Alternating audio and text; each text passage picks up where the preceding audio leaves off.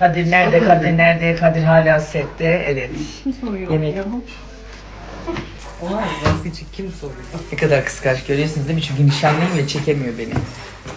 Allah herkes hayırlı kısmet nasip etsin arkadaşlar. Evet, yemekleri yedik, sıra geldi puanlamaya. Ondan sonra eve gideceğim. Bugün Bayramoğlu'ndaydık. Allah'tan eve çok uzak değilim.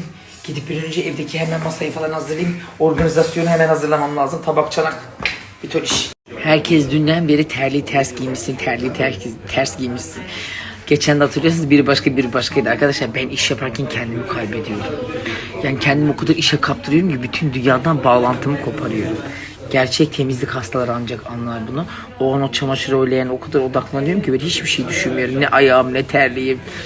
Ama güzel yıkadım. O kadar örtüyü ütüledim. Götürdüm masanın üstüne bir açtım ki benim örtüm değil.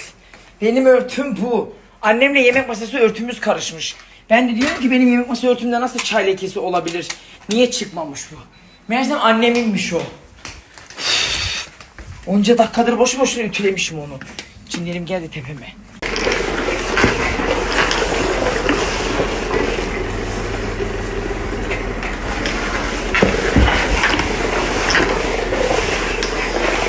Evet, muhteşem konsolumun içinde ne var acaba?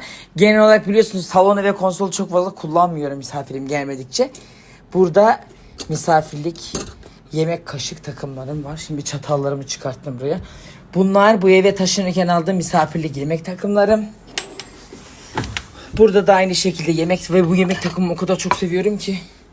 Görüyorsunuz hem şık hem de zarif. Şimdi burada da hemen şöyle misafirlik. Tabii ki de vazgeçilmez kristal gold bardaklarımız. Şimdi hepsini tek tek çıkartacağım ve bunlar makineye atılmıyor. Hepsini tek tek elde yıkıyorum. Hoş geldiniz efendim, hoş geldiniz. Hani Selmalar nerede? Yok. Ay, gene unuttular diye aklım çıktı aşkım. Hoş geldin bir tane. Hoş geldiniz. Bu oğlan günden güne eriyor maşallah subhanallah. Nasılsınız? Yine muhteşem bir etkinlik, yine bir sofra, biz yine bir aradayız. Aynen. Bir yemek bir de oynamak olmasa asla bir araya gelemeyeceğiz Aynen. hayatım. Selmoş'cum hoş geldin. Özledim. Ne? Özledim. O yüzden özleyeyim diye ara ara görüyorum hayatım.